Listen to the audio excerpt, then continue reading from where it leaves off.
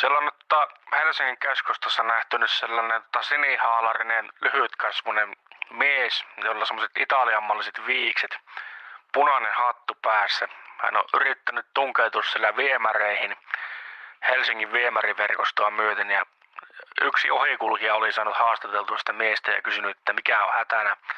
Hän sanoi, että hän on kuulemma jonkinlaista prinsessaa etsimästä tuolta viemäreistä ja kuulemma jonkun koopan kynsistä hän haluaa hänet pelastaa. Mä laitan nyt faksilla tulemaan tuntomerkit tästä henkilöstä tarkemmin sinne Pasilaan, että ottakaa faksi vastaan.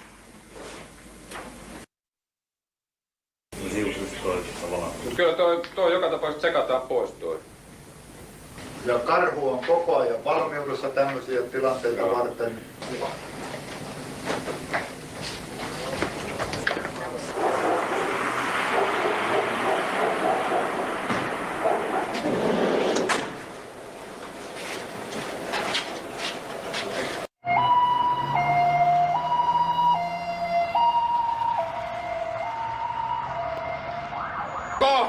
Kokko! Kaljakauppa ja nopea. Älä saata! Kohde on kiinni ja raudoissa, mutta Tolvanen ja sä voit ehdi enempää nyt puhua, että...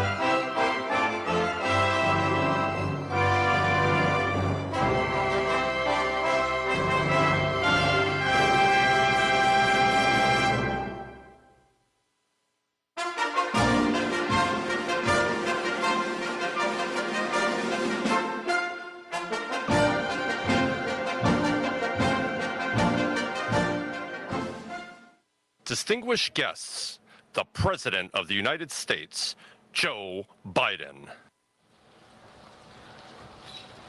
Hey, buddy. Thank you. Please be seated. Well, good evening. We just concluded this year's NATO summit, and the consensus among the members was it was a great success. It was especially momentous because it represented the 75th year the most important military defense alliance in the world's history of the world. We should never forget that NATO grew out of the wreckage of World War II, the most destructive war in history. The idea was to create an alliance of free and democratic nations that would commit themselves to a compact of collective defense. Standing together, They knew we'd all be safer. An attack on one would be treated as an attack on all. And it's worked because a would-be aggressor knows if they attack one of us, they'll be attacked by all of us. Sending that message is the best way to deter aggression and prevent wars in the first place. For those who thought NATO's time had passed, they got a rude awakening when Putin invaded Ukraine. Some of the oldest and deepest fears in Europe roared back to life because once again, a murderous madman was on the march. But this time, no one cowered in appeasement, especially the United States. We collected intelligence that Russia was planning to invade Ukraine months before the invasion. I directed the intelligence community to be a significant amount of intelligence be declassified so I could start building an international coalition to oppose the invasion. Then in February, some of you remember, I warned the world that the invasion was imminent. I rallied a coalition of 50 nations from Europe to Asia to help Ukraine defend itself. Many foreign policy experts thought as Putin amassed Russian forces just 100 miles north of Kyiv, the capital of Ukraine, but Putin thought it was the mother home of Russia. The capital would fall in less than a week. But the Ukrainian people, backed by a coalition to help build, stopped them. Today, Kyiv still stands, and NATO stands stronger than it has ever been. During the week of this summit, several heads of states made it a point in their statements to thank the United States and to thank me personally for all that NATO has achieved. NATO is not only stronger, NATO is bigger because we led the charge to bring in Finland and Sweden into the alliance, and it makes a gigantic difference. Excuse me. Meanwhile, my predecessor has made it clear he has no commitment to NATO. He's made it clear that he would feel no obligation to honor Article 5. He's already told Putin, and I quote, "Do whatever the hell you want." In fact, the day after Putin invaded Ukraine, here's what he said. It was genius. It was wonderful. Some of you forgot that, but that's exactly what he said. But I made it clear, a strong NATO is essential to American security. And I believe the obligation of Article 5 is sacred. And I would remind all Americans, Article 5 is invoked only once in NATO's long history, and that was to defend America after 9/11. I made it clear that I will not bow down to Putin. I will not walk away from Ukraine. I will keep NATO strong. That's exactly what we did, and exactly what we'll continue to do. Now, the future of American policy is up to the American people. This is much more than a political question. It's more than that. It's a national security issue. Don't reduce this to the usual testament that people talk about, issues of being a political campaign. It's far too important. It's about the world we live in for decades to come. Every American must ask herself or himself, is the world safer with NATO? Are you safer? Is your family safer? I believe the American people know. The answer to all those questions is yes. And I believe the American people understand that America is stronger because of our alliances. I believe the American consensus from Truman to Reagan to me still holds today. America cannot retreat from the world. We must lead the world. We're an indispensable nation, as Madeleine Albright wrote. Now let me turn to three other key issues. Just this morning, we had a great economic report showing inflation is down. Overall prices fell last month. Core inflation is the lowest it's been in 3 years. Prices are falling for cars, appliances, and airfares. Grocery prices have fallen since the start of the year. We're going to keep working to take down corporate greed to bring those prices down further. Meanwhile, Trump's calling for a 10% tariff on everything Americans buy, including food from overseas vegetables, and other necessities. And economists tell us that that would cost the average American working family another $2,500 a year. It's a tax of $2,500 a year. Second, our efforts to secure the border, southern border, is working. After Trump killed the bipartisan effort to secure the border, Republicans and Democrats had worked on, because he thought it would benefit me and make him a loser, Republicans walked away. So I took executive action last month. As a consequence, working with Mexico, border encounters have gone down over 50%. The current level is lower today than when Trump left office. Third, for months, the United States has been working to secure a ceasefire in Gaza, to bring the hostages home, to create a path for peace and stability in the Middle East. 6 weeks ago, I laid out a detailed plan in writing. It was endorsed by the UN Security Council, the G7. That framework is now agreed on by both Israel and Hamas. So I sent my team to the region to hammer out the details. These are difficult, complex issues. There's still gaps. We're making progress. The trend is positive, and I'm determined to get this deal done and bring an end to this war, which should end now. Let me conclude where I began.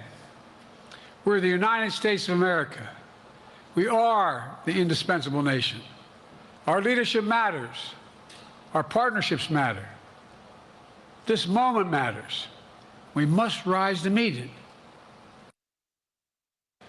I'll take your questions. I've been given a list of people to call on here. Reuters, Jeff Mason.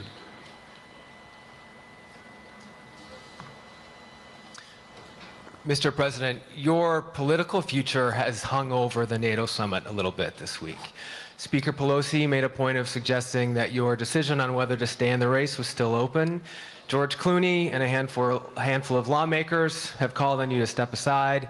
Reuters is reporting tonight that UAW leadership is concerned about your ability to win. UAW just endorsed me, but go ahead. Thank you. My question for you is, how are you incorporating these developments into your decision to stay? And separately, what concerns do you have about Vice President Harris's ability to beat Donald Trump if she were at the top of the ticket? Look, I wouldn't have picked Vice President Trump to be vice president, but I think she was not qualified to be president. So let's start there. Number one. The fact is that the consideration is that I think I'm the most qualified person to run for president. I beat him once, and I will beat him again. Secondly, the idea, I served in the Senate a long time. The idea that senators and congressmen running for office worry about the ticket is not unusual. And I might add, there are at least 5 presidents running or incumbent presidents who had lower numbers than I have now, later in the campaign. So there's a long way to go in this campaign. And so I'm just going to keep moving, and because, look, I got more work to do. We've got more work to finish. There's so much, we've made so much progress. Think about it. Think about where we are economically relative to the rest of the world. Name me a world leader who wouldn't want to trade places with our economy. We've created over 800,000 manufacturing jobs, 1.5 million jobs. I mean, so things are moving. We got more to go. Working class people still need help. Corporate greed is still at large. Their prices, the corporate profits have doubled since the pandemic. They're coming down, and so I'm optimistic about where things are going. Danny Kemp, AFP. Thanks. Thank you, Mr. President. I wanted to ask you about your, you mixed up Presidents Zelensky and Putin earlier today. And you now have sort of your key allies, including the British Prime Minister, the President of France, and the German Chancellor having to step in and make excuses for you on that. And officials here are saying off the record that your decline has become noticeable. Hasn't this now, frankly, become damaging for America's standing in the world? Thank you. Did you see any damage to our standing by leading this conference? Have you seen a more successful conference? What do you think? And the Putin piece, I was talking about Putin, and I said, and now, at the very end, I said, here, I mean, Putin. I said, no, I'm sorry, Zelensky. And then I added 5 other names. Look, guys, the idea anybody suggests that we haven't had an incredibly successful conference. How many times did you hear in that conference, I don't know if it sounds too self-serving, but other leaders, heads of state, in thanking me, saying the reason we're together is because of Biden, because Biden did the following. Look, folks, this is, well, anyway, I thought it was the most successful conference I've attended in a long time, and find me a world leader who didn't think it was. Next one, Nancy Cordes, CBS. Thank you, Mr. President. You mentioned there are instances in history where presidents have faced a challenge, but what makes this moment in history so unique is that it is not your enemies who are calling on you to reconsider your decision to stay in the race. It's your friends, supporters, people who think you've done a great job over the past 4 years. Have you spent time thinking about what it would mean for your legacy, which you've worked decades to build, if you stay in the race, the concerns voters say they have, and you lose to someone who you yourself have argued is unfit to return to the Oval Office? Well, look, I'm not in this for my legacy. I'm in this to complete the job I started. As you recall, understandably, many of you and many economists thought my initial initiatives that I put forward, can't do that, it's going to cause inflation, things are going to skyrocket, the debt's going to go up. What are you hearing now from mainstream economists? 16 economic Nobel laureates said I've done a hell of a job. That under my plans so far and what's going to happen in the future if I'm reelected, that things are going to get much better. Our economy is growing. I was determined when I got elected to stop the trickle-down economic theory, that if the wealthy did very well, everybody else would do well. My dad was a well-read, decent guy. I don't remember much trickling down on his kitchen table. Middle-class people and working-class people need help. And so what happened is I decided to was able to implement as president what I believed when I was a senator. And that is that the way to build this economy is from the middle out and the bottom up. That way we grow the economy. And the wealthy still do very well. They do fine. And guess what? Find me an economist, a mainstream economist who said we haven't done well. What have we not done that isn't working right now? And so we got more to do, though. We got to finish the job.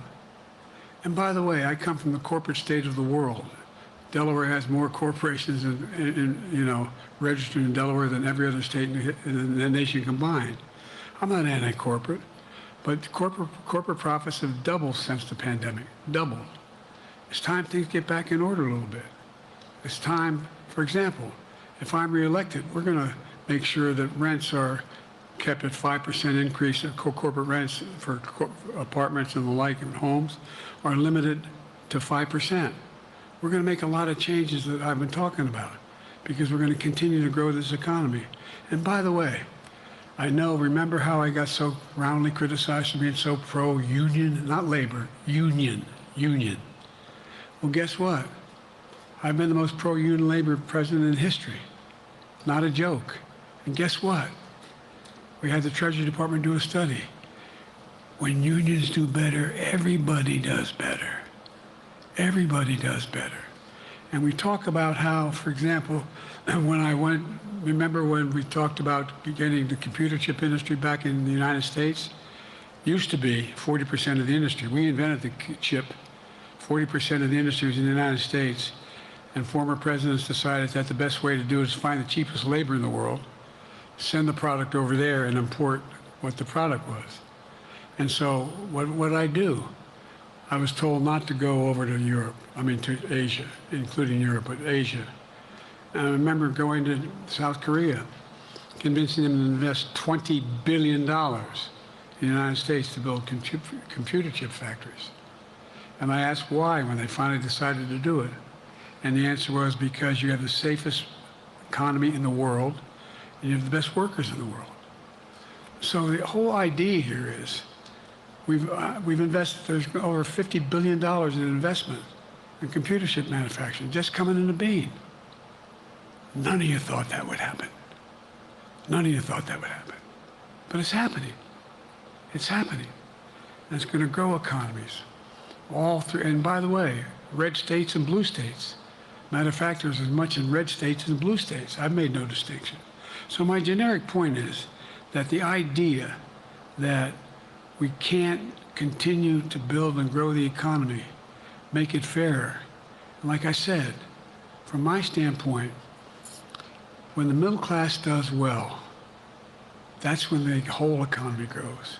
The poor have a shot, the wealthy do well, but the wealthy got to start paying their taxes.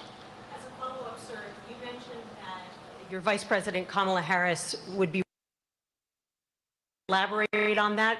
What is it about her attributes and her accomplishments over the last 4 years that make her ready to serve on day one if necessary? First of all, the way she's handled the issue of freedom of women's bodies to have control over their bodies. Secondly, her ability to handle almost any issue on the board. This was a hell of a prosecutor. She was a first-rate person, and in the Senate she was really good. I wouldn't have picked her unless I thought she was qualified to be president. From the very beginning, I made no bones about that. She is qualified to be president. That's why I picked her.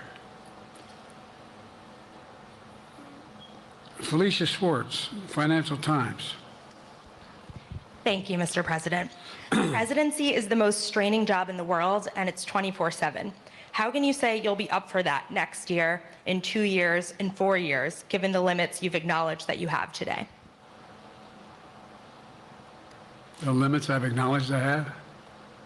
There's been reporting that you've acknowledged that you need to go to bed earlier and your evening around 8. That's not true.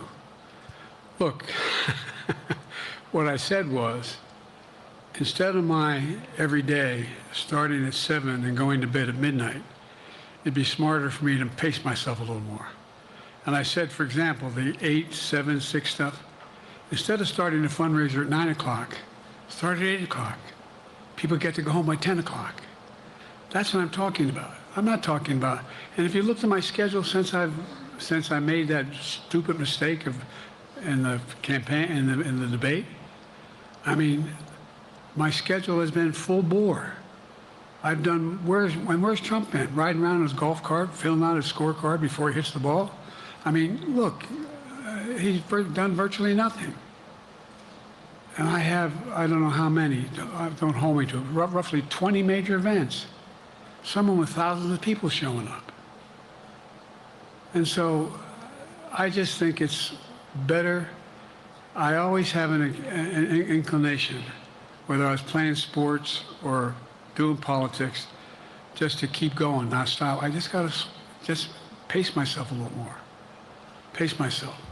And the next debate, I'm not going to be traveling into 15 time zones a week before. Anyway, that's what it was about.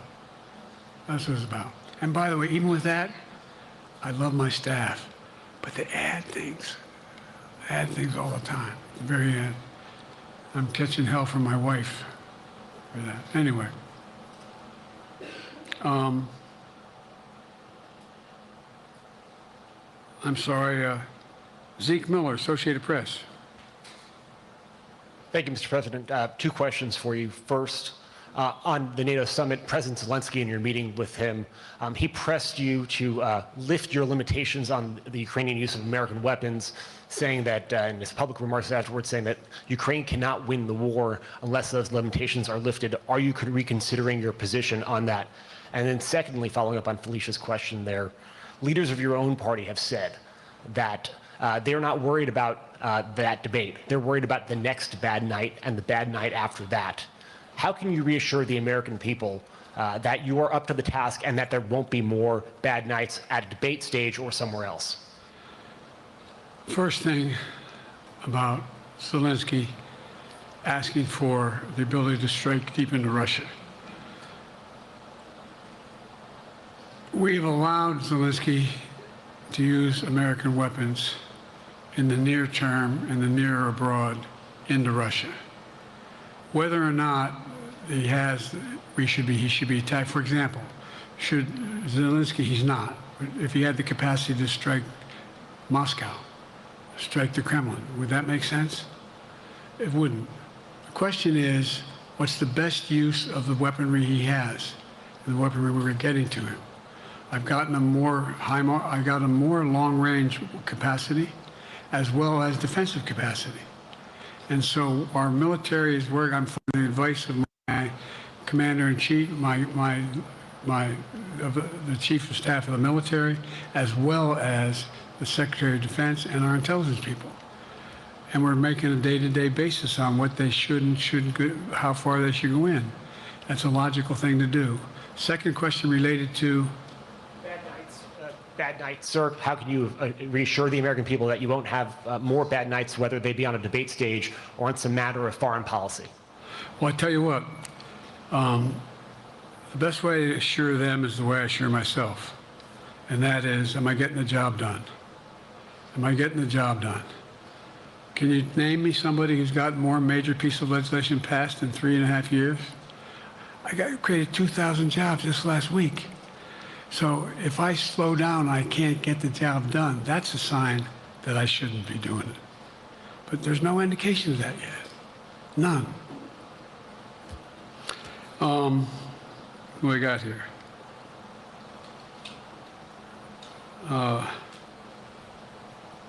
Merrick, Pulaski Radio. Thank you, Mr. President. How are you? I'm well. The elections in the US have consequences around the world. You have pretty high standing in Europe. I just asked President Macron about you, and he said we are happy to have him as the President of the United States. But there is a concern. Many people in Poland and across Europe are worried that the former president may win the election.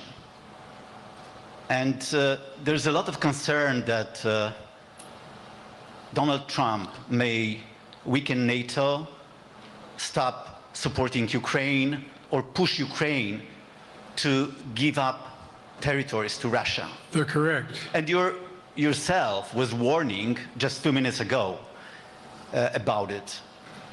So my question is, do you think that Europe will be left on its own if Donald Trump wins the election?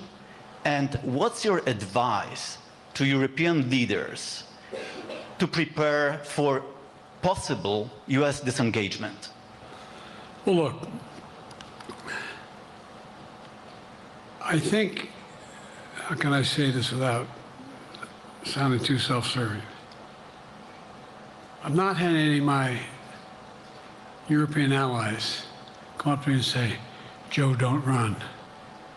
What I hear them say is, you've got to win. You can't let this guy come forward. He'd be a disaster.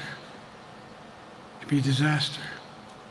I mean, I think he said in one of his rallies, don't hold me to this, recently, where NATO, I just learned about NATO or something to that effect.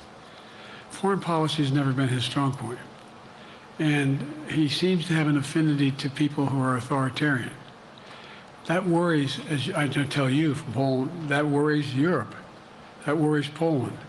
And nobody, including the people of Poland, think that if he wins in Ukraine, he's going to stop in Ukraine, that that's going to be the end of it. And so what I can say is, I think I'm the best qualified person to do the job, to make sure that Ukraine does not fall, that Ukraine succeeds, that the European alliance stays strong.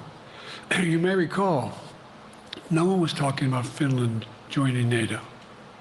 I remember talking to Putin in right after we got elected in Geneva. And he was talking about what we should do.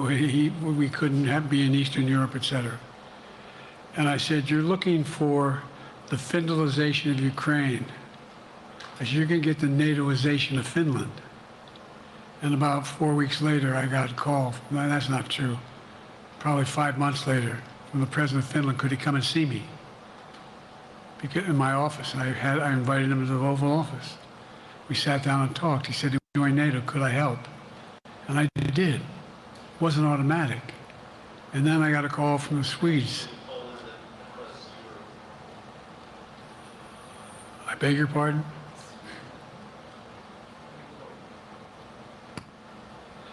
And so Finland joined NATO, 800-mile border is a significant, and they were already allies, but they weren't part of NATO. And you heard, I think you heard, maybe, I can't recall whether he said it publicly in our closed meeting, but he wouldn't mind it being repeated. He said, we decided in Finland, the people of Finland decided they had to be part of NATO. It was in our interest because of the joint ability to be together, to dissuade any attack on Finland. And the same thing with Sweden. It took a lot of selling to some folks, particularly in Turkey and other places, to agree to the expansion. But it expanded. And we're a hell of a lot stronger because of it. We're more secure because of it. And by the way, I was able to get 50 other nations, 50, to support Ukraine. 50. And we were able to bring about a coalition of Europe and Asia, Japan and South Korea. I just met we talked about AUKUS, and we talked about the relationship between Australia, New Zealand, Japan, South Korea, the United States. We're making the world safer and stronger because we have to deal with the new arrangement that exists in the world. The Cold War is over. The post-war era is over. What is going to replace it? And I respectfully suggest I have a pretty good idea what that should be. I've convinced a lot of people to follow it, and we're just going to get stronger. David Sanger. Where's it? Thank you, Mr. President. Be nice, David. Mr. President, the NATO declaration that was issued yesterday was very notable because it described China as a decisive enabler of the war in Ukraine for its provision of critical goods to the Russians. That's part of a broader partnership that seems to have cemented in place in the past 2 or 3 years. I think one that you were a little bit doubtful of when we asked you about it some time ago. So I'd be interested to know whether you have a strategy now of trying to interrupt the partnership between China and Russia, and whether or not in a second term you would pursue that, if you could describe that strategy to us.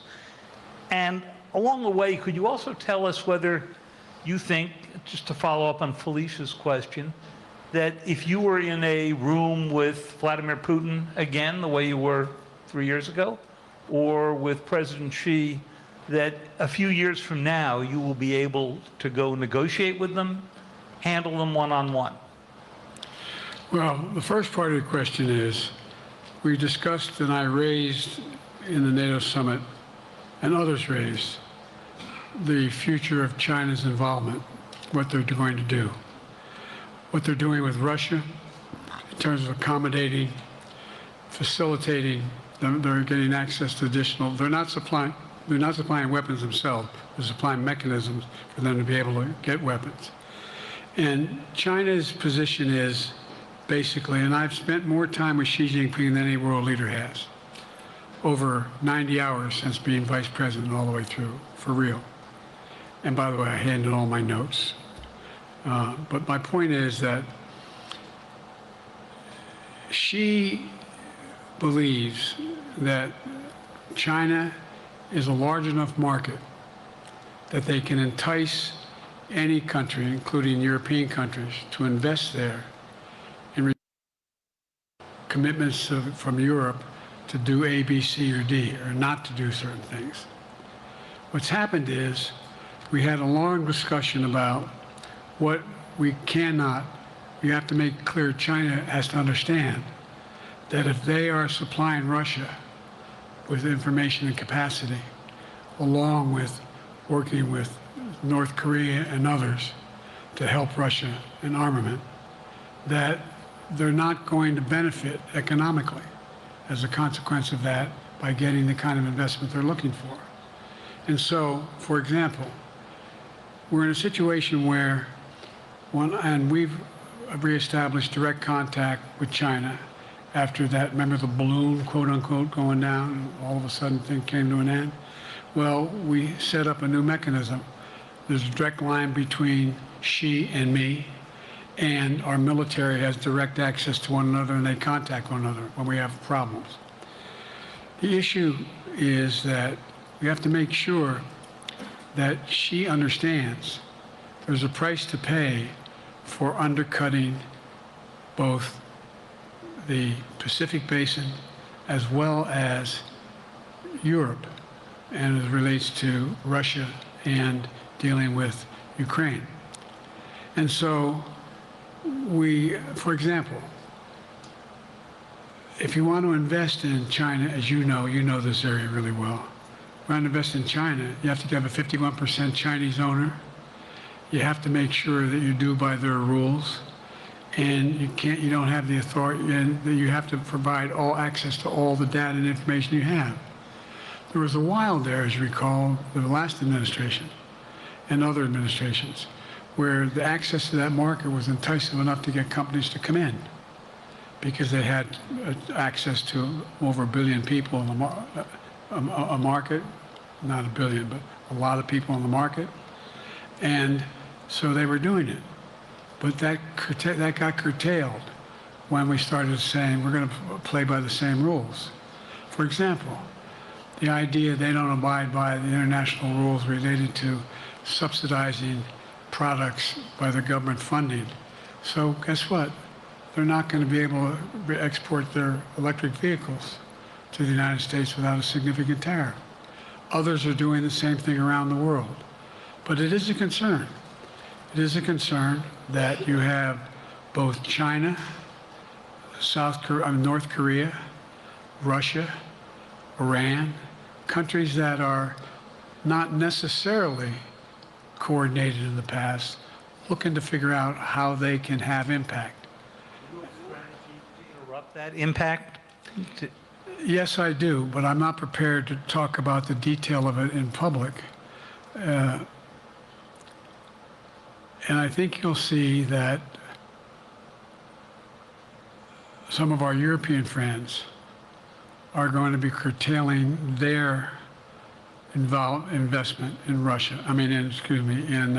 In China, as long as China continues to have this indirect help to Russia in terms of being able to help their economy as well as help them in, as a consequence of that, their ability to fight in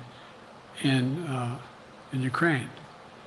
The other thing that we talked a lot about is that, and I raised it, and I didn't hear any, I can't swear that everyone agreed because not everyone got to talk about it, but we need a new industrial policy in the West. For example, we talked about how both the EU as well as NATO has to be able to begin to build their own munition capacity, has to be able to generate their own capacity to provide for weapons and the ability. It came as a surprise to some of us how we had fallen behind in the West in terms of the ability to construct new material, new weaponry, new everything from vehicles to weapon systems.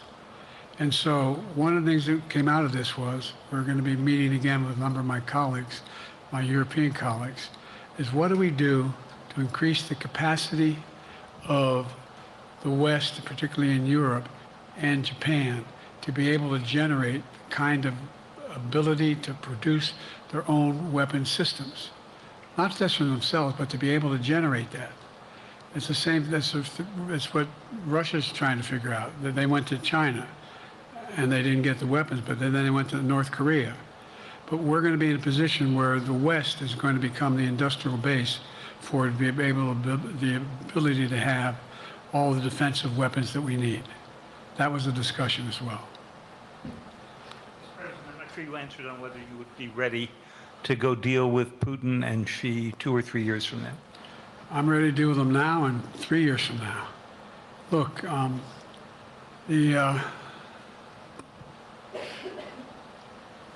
like I said, I'm dealing with Xi right now and direct contact with him. I have no good reason to talk to Putin right now. There's not much that he is prepared to do in terms of accommodating any change in his behavior. And, but there isn't any world leader I'm not prepared to deal with. But I understand the generic point is Putin ready to talk? I'm not ready to talk to Putin unless Putin's ready to change his behavior. And the idea, look, Putin's got a problem. First of all, in this war that he is supposedly have won, and by the way, I think, don't hold me to the exact number, but I think that Russia had 17.3% of Ukraine that they've conquered. Now it's 17.4. I mean, in terms of percentage of territory. They've not been very successful. They've caused horrible damage, loss of life, but they've also lost over 350,000 troops, military, killed or wounded. They have over 1 million people, particularly young people with technical capability, leaving Russia because they see no future there. They've got a problem. But what they do have control of is they are very good at controlling and running the public outcry that relates to how they use mechanisms to communicate with people. They lie like hell to the constituencies. They lie like hell about what's going on. And so the idea that we're going to be able to fundamentally change Russia in the near term is not likely. But one thing for certain, if we allow Russia to succeed in Ukraine, they're not stopping in Ukraine. I recommend, I know you know this because you've written about it, read Putin's speech after they moved in, what it was all about in Kyiv.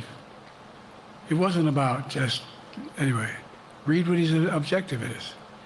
And anyway, but so I think that I'm prepared to talk to any leader who wants to talk, including if Putin called me and wanted to talk. Last time I talked to Putin was trying to get him to work on an arms control agreement related to nuclear weapons in space. That didn't go very far. So my point is, I'm prepared to talk to anybody, but I don't see any inclination. There is an inclination on the part of the Chinese to keep in contact with me, because they're not sure where this all goes. And look what's happened in Asia. We have strengthened the Asian Pacific area more than anyone else has. We just put together with, today I asked our NATO allies that we bring on the group from the South Pacific, Australia, New Zealand, Japan, Australia. I already mentioned Australia. And I met twice now, I think, with the 14 leaders of the Pacific Island nations. And we've slowed down what's going on there. We've slowed down China's reach. But there's a lot of work to do. This is a moving target, and I don't take it lightly. Assam from NPR. Thank you, Mr. President. Asma Khalid with NPR. I have two questions. Earlier, you spoke about the ceasefire plan between Israel and Hamas. We're now looking at 10 months of war, and I'm curious if there's anything that you feel personally you wish you would have done differently over the course of the war? And then secondly, if I may, I wanted to ask you about your presidential campaign. I remember covering your campaign in 2020, and there was a moment where you referred to yourself as a, quote, bridge candidacy, a transition to a younger generation of leaders. I want to understand what changed. Two things. Let's go back to when you talked about would I have changed anything that's happening with Israel and the Palestinians and the Palestinian movement. The answer is, as you recall, from the very beginning, I went to Israel, but I also got immediate contact with al-Sisi in Egypt. I met with the King of Jordan. I met with most of the Arab leaders to try to get a consensus going as to what had to be done to deal with getting more aid and food and medicine into the Gaza Strip. And we pushed it really hard. And Israel occasionally was less than cooperative, number one. The Israeli War Cabinet, I've been dealing with Israel since Golda Meir. Some of the reporters around here cover me all the time have heard me say this.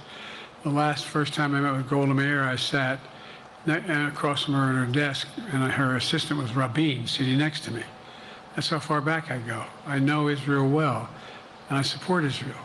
But this war cabinet is one of the most conservative war cabinets in the history of Israel. And there's no ultimate answer other than a two-state solution here.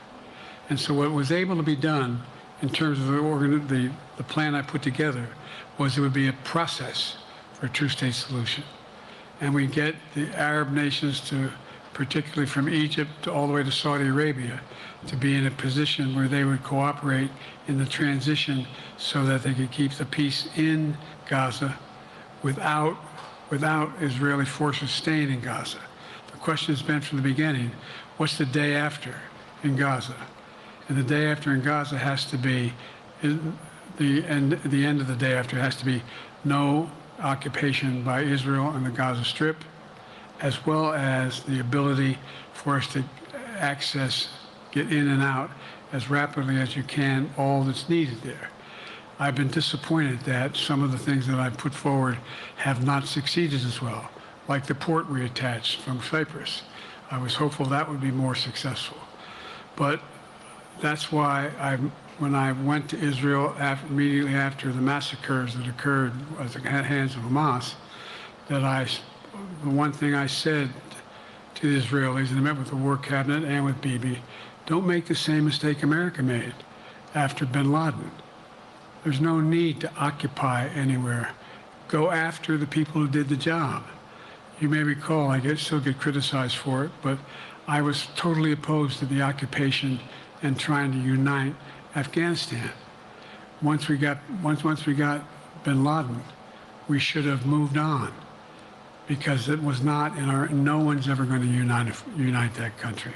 I've been over every inch of that, not every inch, the entirety from the poppy fields all the way to the north. I said, don't make the same mistake you made. Don't think that's what you should be doing, is doubling down. We'll help you find the bad guys, Sinwar and company. And all this criticism about I wouldn't provide when the weapons they needed. I'm not providing them 2,000-pound bombs. They cannot be used in Gaza or any populated area without causing great human tragedy and damage.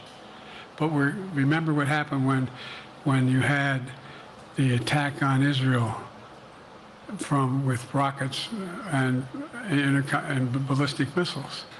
I was able to unite the Arab nations as well as Europe, and nothing happened. Nothing got hurt. It sent an incredible lesson to what was going on from the Middle East. So there's a lot of things, in retrospect, I wish I had been able to convince the Israelis to do. But the bottom line is we have a chance now. It's time to end this war. Doesn't mean walk away from going after Sinwar and Hamas.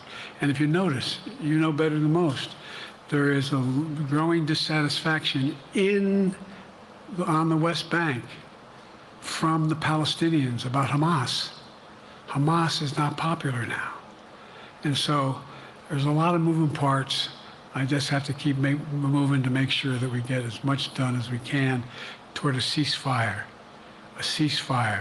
and get those. And by the way, look at the numbers in Israel. I mean, my numbers are better in Israel than they are here. But then again, they're better than a lot of other people here too. But anyway. Bridge candidacy in 2020, you referred to yourself as being a bridge candidate for a younger, fresher generation of Democratic leaders, and I wanted to know what changed. What changed was the gravity of the situation I inherited in terms of the economy, our foreign policy, and domestic division. And I think, I won't put words in anybody's mouth, most presidential historians give me credit for having accomplished more than most any president since Johnson and maybe before that to get major pieces of legislation passed.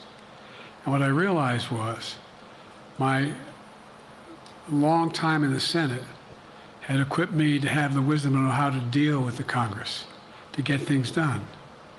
We got more major legislation passed that no one thought would happen. And I want to finish it, to get that finished. If tomorrow, if we had a circumstance where there was a lineup and I hadn't inherited what I did and we just moved things along, anyway, it's going to change. Last question. Haley Bull, Scripps. Or no, Josh Weingrove, I'm sorry, was the next one. I'll do 2 more questions. Thank you, Mr. President. Many of your colleagues, Democrats on the Hill, are watching tonight as they assess what they want to say about your candidacy. I'm wondering how you're thinking of this right now. It seems like your answer is clear, but they're watching how things go tonight, tomorrow in Michigan, next week in Texas and Nevada. Are you thinking that way about how the next week or 2 goes would inform your... Am I using that way, you said? Are you thinking that way about how the next 2 weeks go? Will that affect your decision, or are you fully determined on running in November as the party's nominee? I'm determined on running, but I think it's important that I allay fears by let them see me out there. Let me see them out, for the longest time it was, Biden's not prepared to sit with us unscripted. Biden's not prepared to, anyway. And so what I'm doing is, and I've been doing, I think we've done over 20 events, from Wisconsin to North Carolina to demonstrate that I'm going out in the areas where we think we can win, where we can persuade people to move our way, or people are already there. And here, look, the other thing is, we have the most extensive campaign organization of anybody's had in a long, long time. We have well over 1,000 volunteers knocking on doors, making phone calls, making tens of thousands of phone calls. We have headquarters, I forget exactly how many, I want to cite a number and then find out I'm off, but we have scores of headquarters in all the toss-up states. We're organized, we're moving, and that's awful hard to replace in the near term. And here's the other thing. I was in the Senate a long time. Very proud of what I've done in the Senate. I was chairman of the Foreign Relations Committee for a long time, and I was chairman or ranking member and chairman of the Judiciary Committee. I'm going to be going down to the Johnson Library. Anyway, I'm going to be going around making the case of the things that I think we have to finish and how we can't afford to lose what we've done or backslide on civil rights, civil liberties, women's rights. There's that little button we have. Control guns, not girls. I mean, the idea, we're sitting around, this is where Kamala's so good as well. We're sitting around, more children are killed by a bullet than any other cause of death. The United States of America. What the hell are we doing? What are we doing? We got a candidate saying, promised the NRA, don't worry, I'm not going to do anything. I'm not going to do anything. You got a Supreme Court that is what you might call the most conservative court in American history. this is ridiculous. There's so much we can do still, and I'm determined to get it done. It's about freedom. And by the way, I'll end this. Well, I'm not going to do that. Haley has to come up too. But I remember I made a speech on democracy in Philadelphia at Independence Hall. And I'm not being critical, just observing. The bulk of the press said, what the hell is he talking about that for? Democracy. You did. Democracy is not an issue. Democracy is not an issue. Except the polling data showed 60% of the people knew I was right, thought I was right. I'm not asking you a question. You don't have to answer, obviously. But do you think our democracy is under siege based on this court? Do you think democracy is under siege based on Project 2025? Do you think he means what he says when he says he's going to do away with the civil service, eliminate the Department of Education, make sure, I mean, we've never been here before. And that's the other reason why I didn't, you say, hand off to another generation. I've got to finish this job. I've got to finish this job because there's so much at stake. We've had some discussions over the past few days with your press secretary about the question of health exams. And you said you take a cognitive test every day in this job. Are you open to taking another physical or test before the election?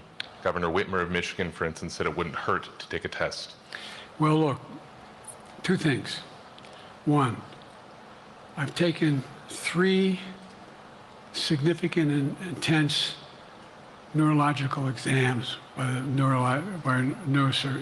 neurologist. In each case, as recently as February. And they say I'm in good shape, okay? Although I do have a little problem with my left foot because it's not as sensitive because I broke my foot and didn't wear the boot. But I'm good. I'm tested every single day about my neurological capacity, the decisions I make every day. You talk to my staff, all of you talk to my staff. Sometimes my staff talks a lot. But the fact of the matter is, I don't think you have them telling you that all the major ideas we've undertaken haven't been in part initiated by me. I remember when the staff and I said, I'm going to go to South Korea, we're going to get the chip. What are you doing? I'm going to get Japan and Korea back together again after essentially having hostilities toward one another since the end of World War II. I'm going to move and see that we can expand. You know, the only thing age does is help you with it, creates a little bit of wisdom if you pay attention.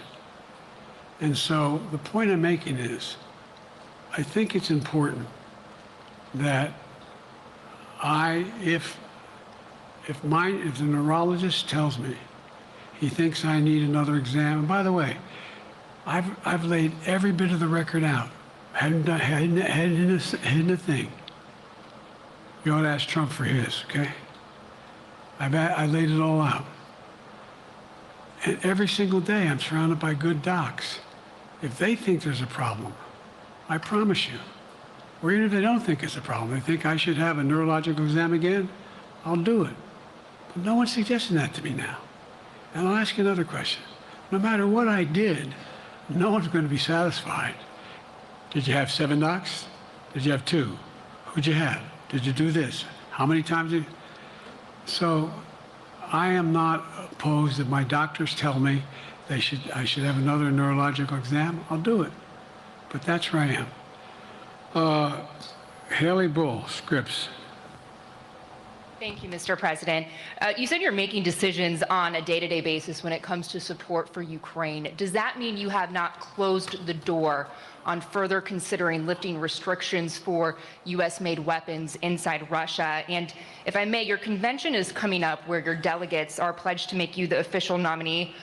If they have second thoughts, are they free to vote their conscience? Obviously, they're free to do whatever they want, but I get overwhelming support. Overwhelming support. I won, I forget how many votes I won in the primary. Overwhelming. And so tomorrow, if all of a sudden I show up at the convention, everybody says, we want somebody else, that's the democratic process. It's not going to happen. Even if that means they vote for someone else? Sure. Look, I'll end this with this. I served in the Senate a long time. I understand the impetus of candidates running for local office and whether they think the topic can help them or not. In my state of Delaware, which was a very, at least a it was a red state when I started, in terms of where you now talk red and blue. I don't recall most of the Democratic presidents winning my state when I was a candidate. The truth of the matter is I understand the self-interest of every candidate. If they think that, you know, running with Biden at the top is going to hurt them, then they're going to run away. I get it. But so far, go and look at the polling data in their states. Look at the in-depth, and by the way, I think you'd all acknowledge, and you're all experts. I'm not being solicitous about the president. You're experts on this stuff. How accurate does anybody think the polls are these days? I can give you a series of polls where you have likely voters, me versus Trump, where I win all the time. When the unlikely voters vote, he wins sometimes. The bottom line is all the polling data right now, which I think is premature because the campaign really hasn't even started. I mean, it hadn't started in earnest yet. Most of the time, it doesn't start till after September, after Labor Day. So, a lot happened. But I think I'm the best I believe I'm the best qualified to govern. And I think I'm the best qualified to win. But there are other people who could beat Trump too. But it's awful start from scratch. And, you know, we talk about, you know, money raised. We're not doing bad. We got about $220 million in the bank. We're doing well. So with that, you have any want to follow up on any of that you just asked me? Yes. You earlier explained confidence in your vice president. Yes. If your team came back and showed you data that she would fare better against former President Donald Trump, would you reconsider your decision to stay in the race? No, unless they came back and said, there's no way you can win. Me. No one's saying that.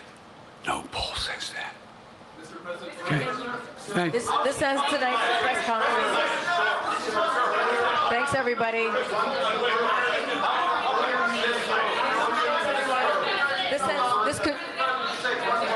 This concludes. Respectfully, earlier you misspoke in your opening answer. You referred to Vice President Harris as Vice President Trump. Right now, Donald Trump is using that to mock your age and your memory. How do you combat that criticism from tonight? Listen to him. This concludes tonight's press conference. Thank you, everybody. Thanks, everyone.